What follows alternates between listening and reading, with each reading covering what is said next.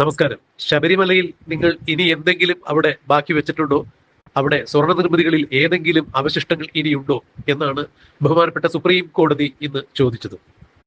ശബരിമല സ്വർണ്ണക്കൊള്ളയുമായി ബന്ധപ്പെട്ട് ചെന്നൈ സ്മാർട്ട് ക്രിയേഷൻസിന്റെ MD പങ്കജ് ഭണ്ഡാരിയുടെ ജാമ്യ ഹർജി പരിഗണിക്കുന്ന വേളയിലാണ് supreme court judge justice Deepankar ദത്തയുടെ ബെഞ്ചിൽ നിന്നും ഇത്തരത്തിൽ ഒരു ചോദ്യം ഉണ്ടായത്. അക്ഷരാർത്ഥത്തിൽ ഇത് സുപ്രീം കോടതിയുടെ ഒരു വലിയ ട്രോള് തന്നെയാണ് വിശേഷിപ്പിക്കപ്പെടുന്നത്. ജസ്റ്റിസ് സതീഷ് ചന്ദ്ര ശർമ്മയാണ് ഇത്തരത്തിൽ ഒരു ചോദ്യം ഉന്നയിച്ചത്. യഥാർത്ഥത്തിൽ ശബരിമലയിലെ സ്വർണ്ണ നിർമ്മിതികളിൽ ഇനി എന്തെങ്കിലും അവിടെ അവശേഷിക്കുന്നുണ്ടോ എന്ന് ചോദിക്കുമ്പോൾ ശബരിമല സ്വർണ്ണക്കൊള്ള കേസുമായി ബന്ധപ്പെട്ട് എല്ലാ ജാമ്യ ഹർജികളും എത്തിയിരുന്നത് ജസ്റ്റിസ് ദീപാങ്കർ ദത്തയുടെ ബെഞ്ചിലാണ്. ജസ്റ്റിസ് സതീഷ് ചന്ദ്ര ശർമ്മയും ആ ബെഞ്ചിലുണ്ടായിരുന്നു.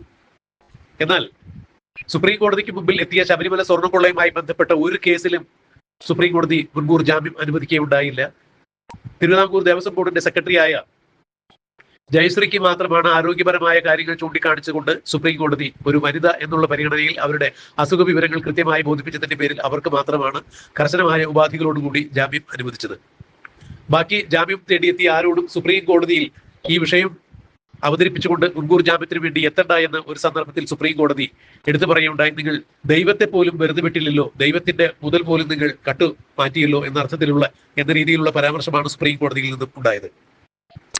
ഇന്നിപ്പോൾ ശബരിമലയിലെ സ്വർണ്ണ ഉരുപ്പിടികളെല്ലാം, അതായത് ശബരിമലയിലെ ശ്രീകോവിലിന്റെ കട്ടളപ്പടിയും കട്ടളവാതിലും അതുപോലെ ശ്രീകോവിലിന് ഇരുവശത്തും സ്ഥിതി ചെയ്യുന്ന ദ്വാരപാലക ശില്പങ്ങളിലെ സ്വർണ്ണപ്പാളിയുമെല്ലാം തിരുവിതാംകൂർ ദേവസ്വം ബോർഡിന്റെ പ്രസിഡന്റും കമ്മീഷണറും അടങ്ങുന്ന വലിയൊരു സംഘം ഉണ്ണികൃഷ്ണൻ പോറ്റിയുടെ കൈവശം അഴിച്ചു കൊടുത്തത് സ്വർണ്ണം പൂശാൻ എന്ന വ്യാജേന കൊടുത്തുവിട്ടത് ചെന്നൈയിലേക്കായിരുന്നു. ചെന്നൈയിലെ സ്മാർട്ട് ക്രിയേഷൻസിലാണ് ഇത് സ്വർണ്ണം പൂശി കൊണ്ടുവന്നത്.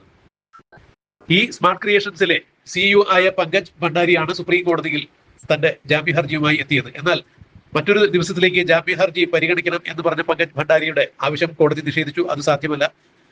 അങ്ങനെയാണ് എന്നുണ്ടെങ്കിൽ ഹോളി അവധിക്ക് ശേഷം മാർച്ച് 9 ഇത് പരിഗണിക്കുന്നതാണ് എന്ന് പറഞ്ഞിട്ട് മാറ്റിവെക്കുകയായിരുന്നു. ശബരിമലയിൽ ഇനി എന്തെങ്കിലും സ്വർണ്ണ ഉരുപ്പടികൾ ബാക്കിയുണ്ടോ എന്നുള്ള ചോദ്യം അക്ഷരാർത്ഥത്തിൽ അത് കേരള സർക്കാരിന്റെ മുഖത്തേക്ക് വിരൽ ചൂണ്ടി തന്നെയാണ് സുപ്രീം കോടതി ചോദിച്ചത് എന്നാണ് നിയമവൃത്തങ്ങൾ ചൂണ്ടിക്കാണിക്കുന്നത്. ശബരിമലയെ സംബന്ധിച്ചിടത്തോളം ശബരിമലയുടെ ആചാരാനുഷ്ഠാനങ്ങളും അവിടുത്തെ സ്വത്തുമെല്ലാം സംരക്ഷിക്കേണ്ടത് തിരുവിതാംകൂർ ദേവസ്വം ബോർഡ് തന്നെയാണ്. ദേവസ്വം വകുപ്പ് മന്ത്രിയാണ്, ഭരിക്കുന്ന പാർട്ടിയാണ്, ഭരണകർത്താക്കളാണ്. അതുകൊണ്ട് തന്നെ ശബരിമലയിൽ ഇനി എന്തെങ്കിലും സ്വർണ്ണ നിർമ്മിതികൾ ബാക്കിയുണ്ടോ എന്നുള്ള ചോദ്യം അക്ഷരാർത്ഥത്തിൽ അത് പിണറായി വിജയൻ സർക്കാരിന്റെ നേരെ വിരൽ ചൂണ്ടി തന്നെയാണ് സുപ്രീം കോടതി ചോദിച്ചത് എന്ന് നിയമവൃത്തങ്ങൾ ചൂണ്ടിക്കാണിക്കുന്നു. കാരണം ശബരിമല സ്വർണ്ണക്കൊള്ളയുമായി ബന്ധപ്പെട്ട് ജയിലിലായവരും ഇപ്പോൾ ജാമ്യത്തിൽ ഇറങ്ങിയവരും ഒരു 90% ആളുകളും CPM-ന്റെ സമുന്നതരായ നേതാക്കളായിരുന്നു. CPM-ന്റെ വിവിധ തലങ്ങളിൽ പ്രവർത്തിക്കുന്ന നേതാക്കളായിരുന്നു, ദേവസ്വം ബോർഡിലെ വക്താക്കളായിരുന്നു. അതുകൊണ്ട് തന്നെ സുപ്രീം കോടതി ശബരിമലയിൽ ഇനിയും സ്വർണം എന്തെങ്കിലും അവശേഷിക്കുന്നുണ്ടോ എന്നുള്ള ചോദ്യത്തിന് അത് CPM സഖാക്കളോടുള്ള, മുഖ്യമന്ത്രി പിണറായി വിജയനോടുള്ള, ദേവസ്വം വകുപ്പ് മന്ത്രിയോടുള്ള ചോദ്യം തന്നെയാണ്. അക്ഷരാർത്ഥത്തിൽ സുപ്രീം കോടതിയുടെ ഈ ട്രോളാണ് ഇപ്പോൾ ഇന്ത്യയിൽ വൈറലായിക്കൊണ്ടിരിക്കുന്നത്. നിങ്ങൾ ദേവനെ പോലും വെറുതെ വിട്ടില്ലല്ലോ എന്നായിരുന്നു ആദ്യഘട്ടത്തിൽ സുപ്രീം കോടതി ചില ജാമ്യ ഹർജികൾ കോടതിക്ക് മുന്നിലെത്തിയപ്പോൾ പരാമർശിച്ചത്.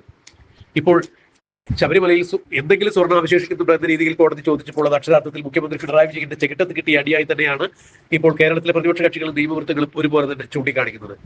എന്തായാലും ശബരിമല സ്വർണ്ണക്കൊള്ള കേസുമായി സുപ്രീം കോടതി കേരള രാഷ്ട്രീയത്തെയും കേരള രാഷ്ട്രീയ സാഹചര്യത്തിൽ ഉരുത്തിരിഞ്ഞിരിക്കുന്ന മാറ്റങ്ങളെയും സസൂക്ഷ്മം നിരീക്ഷിച്ചിരിക്കുന്നു എന്ന് വേണം മനസ്സിലാക്കാൻ.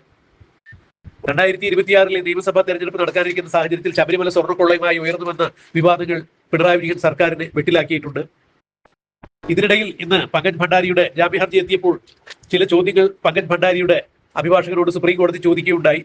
ശബരിമലയിലെ സ്വർണ്ണ നിർമ്മിതികൾ എന്തെങ്കിലും ഇനി അവിടെ അവശേഷിക്കുന്നുണ്ടോ എന്നുള്ള ചോദ്യത്തിന് പങ്കജ് ഭണ്ഡാരിയുടെ അഭിഭാഷകൻ നൽകിയ മറുപടി വളരെ രസകരമായിരുന്നു.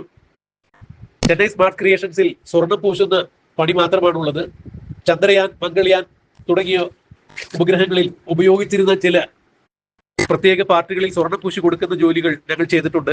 ശബരിമലയിൽ ഉണ്ടായിരിക്കുന്ന അനധികൃതമായ ഇടപാടുകളെ കുറിച്ച് ചെന്നൈ സ്മാർട്ട് ക്രിയേഷൻസിന് അറിയില്ല എന്നാണ് സുപ്രീം കോടതിയിൽ പങ്കജ് ഭണ്ഡാരിക്ക് വേണ്ടി ഹാജരായ അഭിഭാഷകൻ വ്യക്തമാക്കിയത്. അതെന്ത് തന്നെയായാലും സുപ്രീം കോടതി അതിനിശ്ചിതമായ ഭാഷയിൽ തന്നെയാണ് ഇപ്പോൾ ശബരിമല സ്വർണ്ണക്കൊള്ള കേസുമായി ബന്ധപ്പെട്ട ഈ കേസിൽ ഇടപെട്ടിരിക്കുന്നത്. ഇനി എന്താണ് ഈ കേസിൽ സംഭവിക്കുക എന്നുള്ളത് മാർച്ച് 9 കണ്ടറിയാൻ കാത്തിരിക്കാം.